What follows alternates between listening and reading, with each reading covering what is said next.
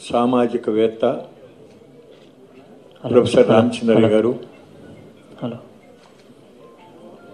మేమందరం ఈరోజు ఇక్కడ సమావేశం అవటానికి ప్రధాన కారకులు ఎవరి రాజధాని అమరావతి పుస్తకాన్ని రచించినటువంటి పెద్దలు, మన ఆంధ్రప్రదేశ్ రాష్ట్ర ప్రభుత్వ మాజీ ప్రధాన కార్యదర్శి శ్రీ ఐవైఆర్ కృష్ణారావు గారు, ఈరోజు నవ్యాంధ్రప్రదేశ్లో ఒక నూతన రాజకీయ అధ్యాయానికి శ్రీకారం చుట్టాలి అని ప్రజలు బలంగా ఆకాంక్షను వ్యక్తం చేస్తూ ఉన్నటువంటి జనసేన అధ్యక్షులు పవన్ కళ్యాణ్ గారు, మిత్రులు గౌరవనీయులు మధు గారు, అట్లాగే రామకృష్ణ గారు, నాతో పాటు విశాఖపట్నం సెంట్రల్ జైల్లో ప్రత్యేక ఆందోళనోద్యమం సమయంలో 32 రోజుల పాటు డిటైన్యూలుగా ఉన్నటువంటి మాజీ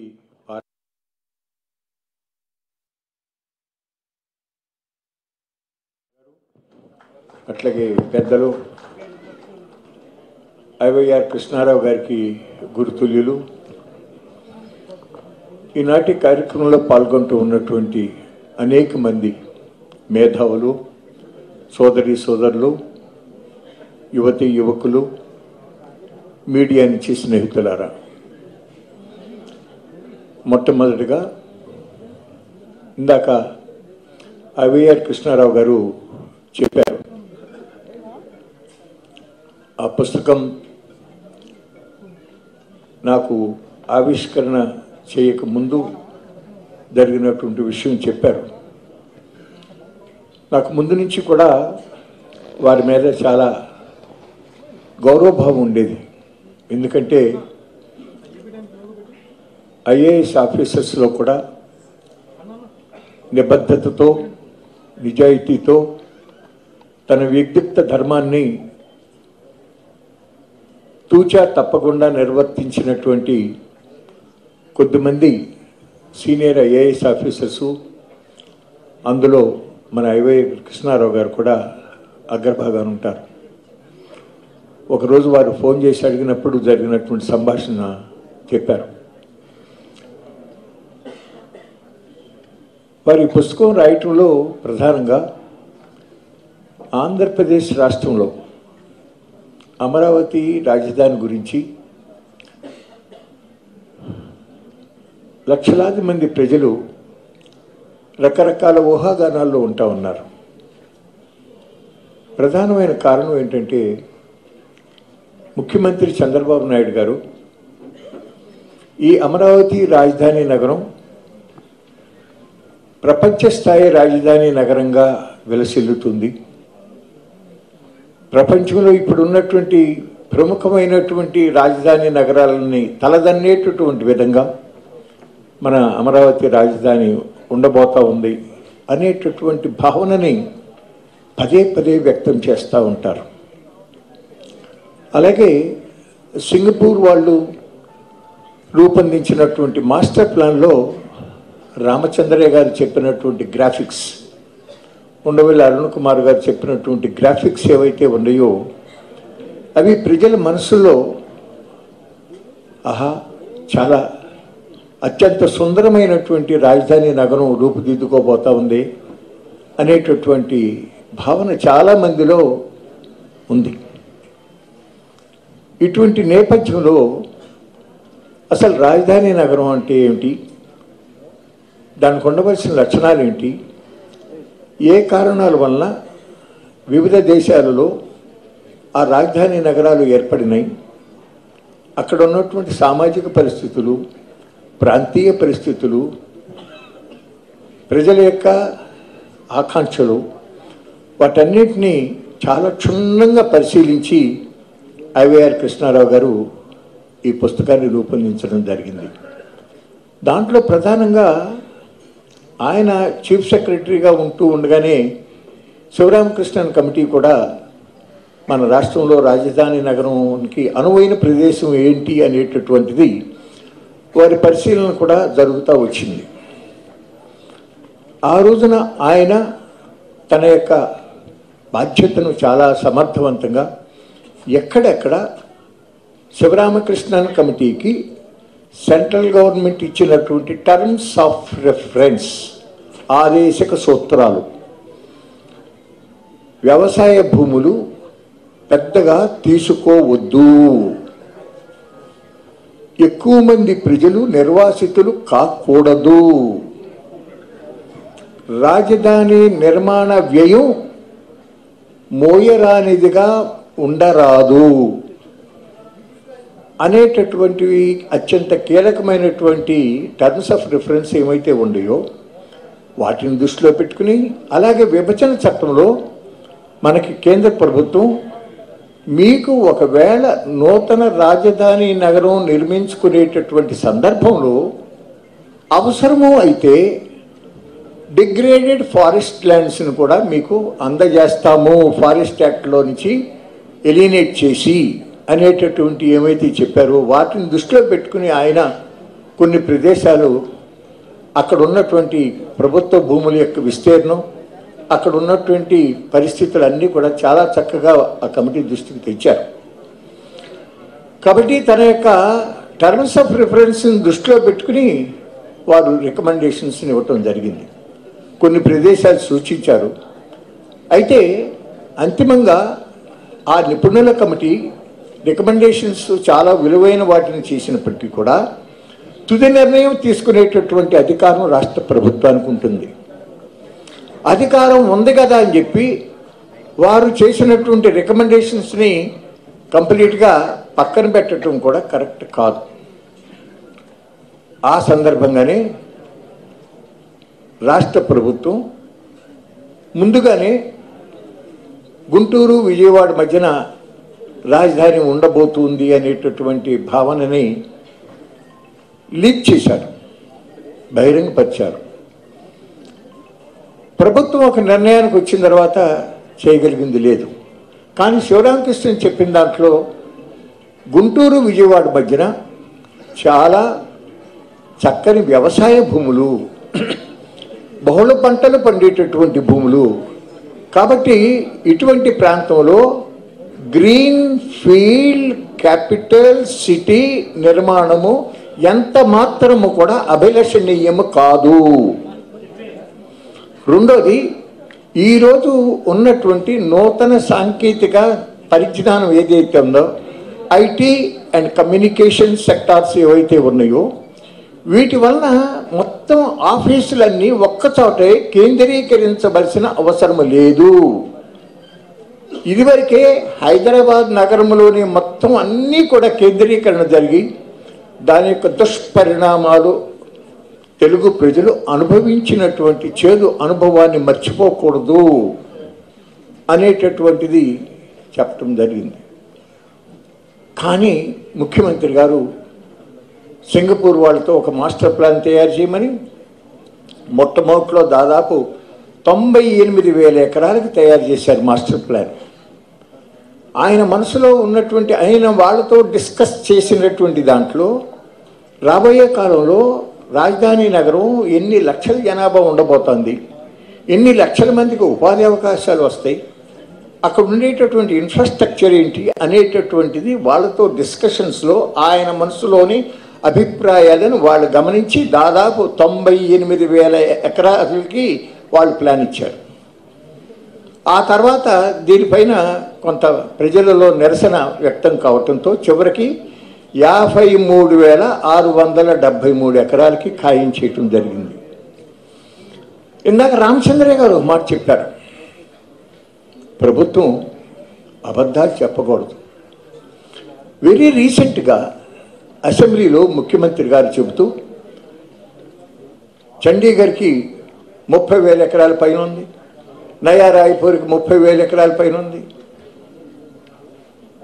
గాంధీనగర్కి 35,000 ఎకరాల పైన ఉంది, మన రాజధాని నగరానికి 35,000 ఎకరాలే ఎక్కువ అంటారేంటి అని చెప్పి ఆయన సమర్థించుకున్నాడు. కానీ వాస్తవం ఏంటి? చండీగఢ్లో కేవలం 15,000 ఎకరాలు. ఆ రోజున అది barren land, it's a purely barren land. అది అటువంటి చోట పెట్టారు. 3 రాష్ట్రాలకు రాజధాని అది. ఇవాళ 35 ఏళ్లకు కూడా జనాభా 10 లక్షలు మాత్రమే పెరిగింది. అటువంటప్పుడు ఇక్కడ మన రాష్ట్రంలో 25 లక్షల జనాభాకి పెరిగిపోతుంది. 15 లక్షల మందికి ఉపాధి అవకాశాలు కలుగుతాయి అనేటటువంటి భావన అంచనాలు వేయటం చాలా పొరపాటైనటువంటి విధానం.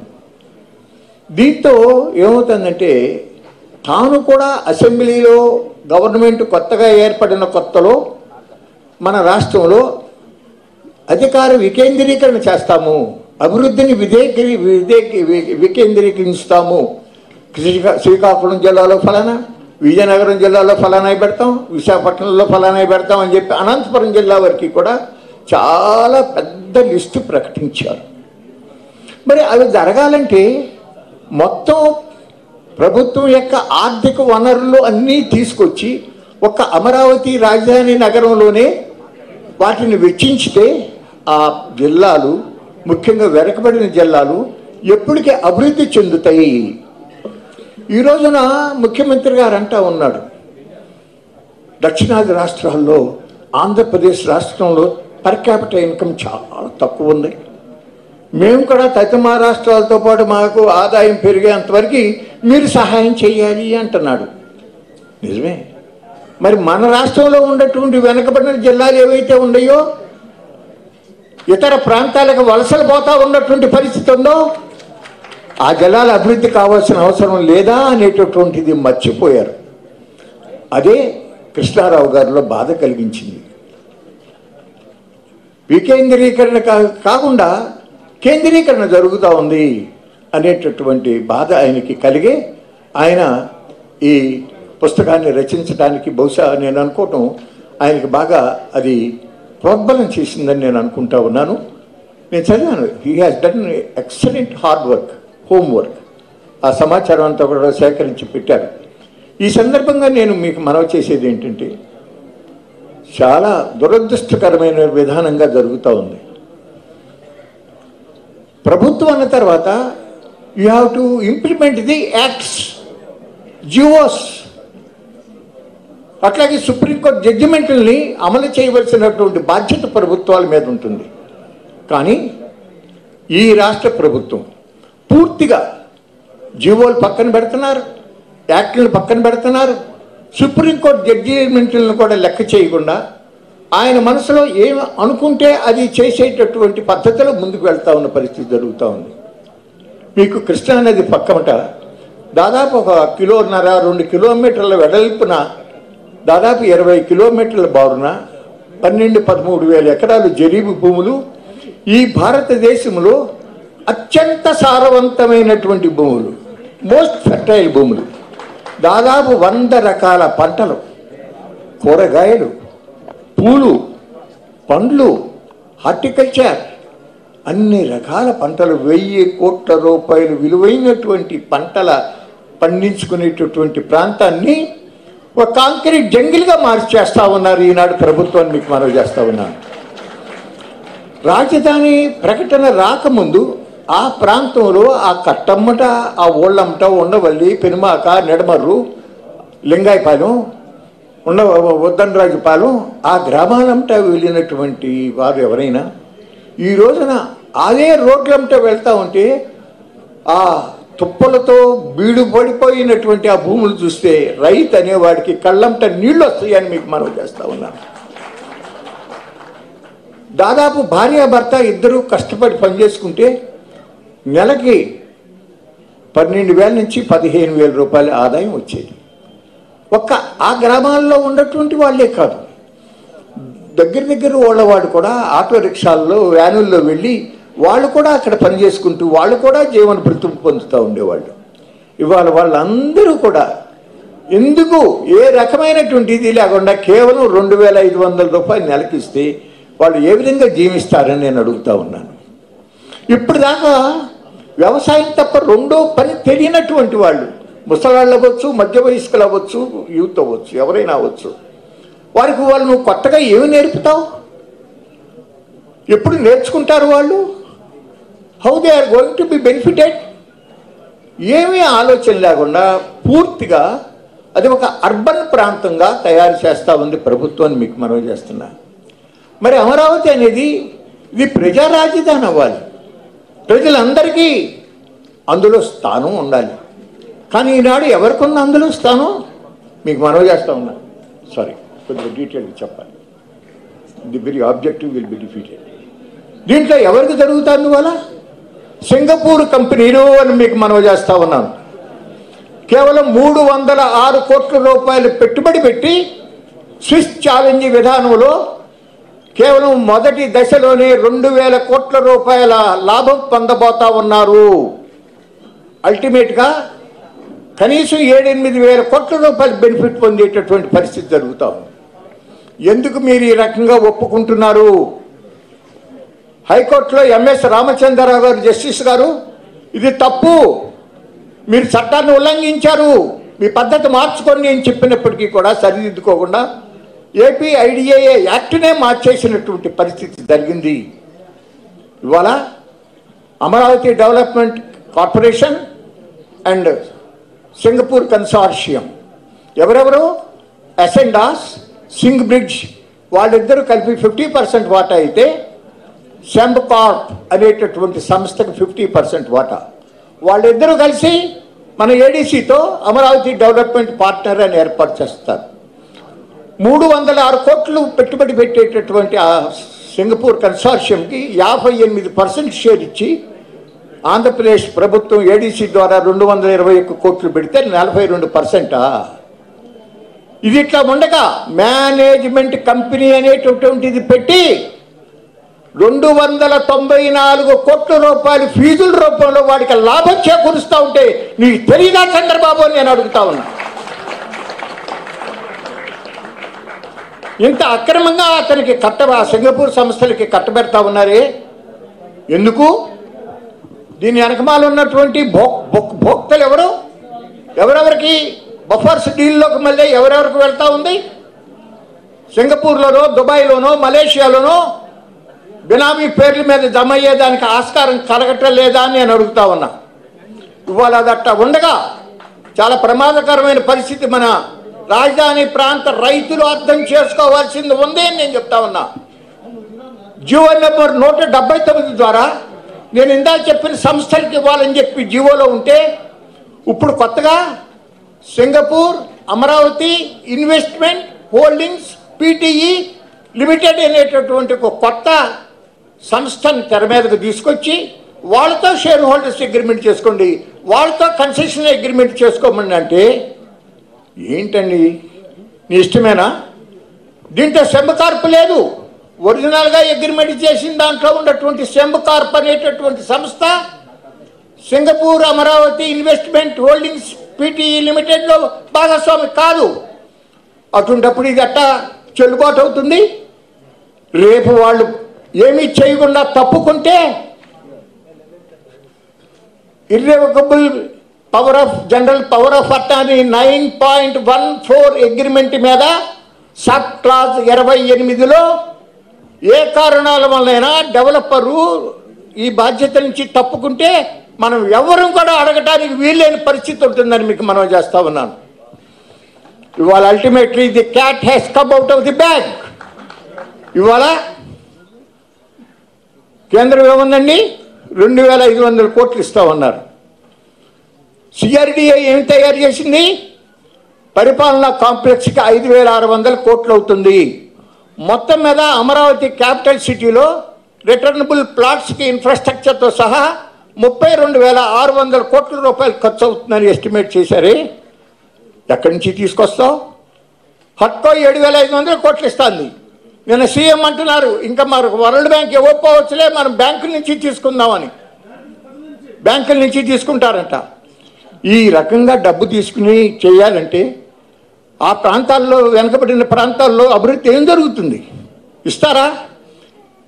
కేవలం 1691 ఎకరాలు సింగపూర్ కన్సార్షియము అభివృద్ధి చేయడానికి 15 ఏళ్ళు పడితే దాదాపుగా 10-15 వేల ఎకరాలు ఈ రైతులకు ఇచ్చినటువంటి భూములు అభివృద్ధి అయ్యేదానికి చంద్రబాబు నాయుడు గారు కాదు, లోకేష్ గారు కాదు, వారి అబ్బాయి వర్షిత్తో ఎవరో ఉన్నారు, ఆయన టైం వచ్చేటప్పుడు కూడా అభివృద్ధి అవుతాయా అని నేను అడుగుతా ఉన్నా. అప్పుడు దాకా రైతుల పరిస్థితి ఏమిటి?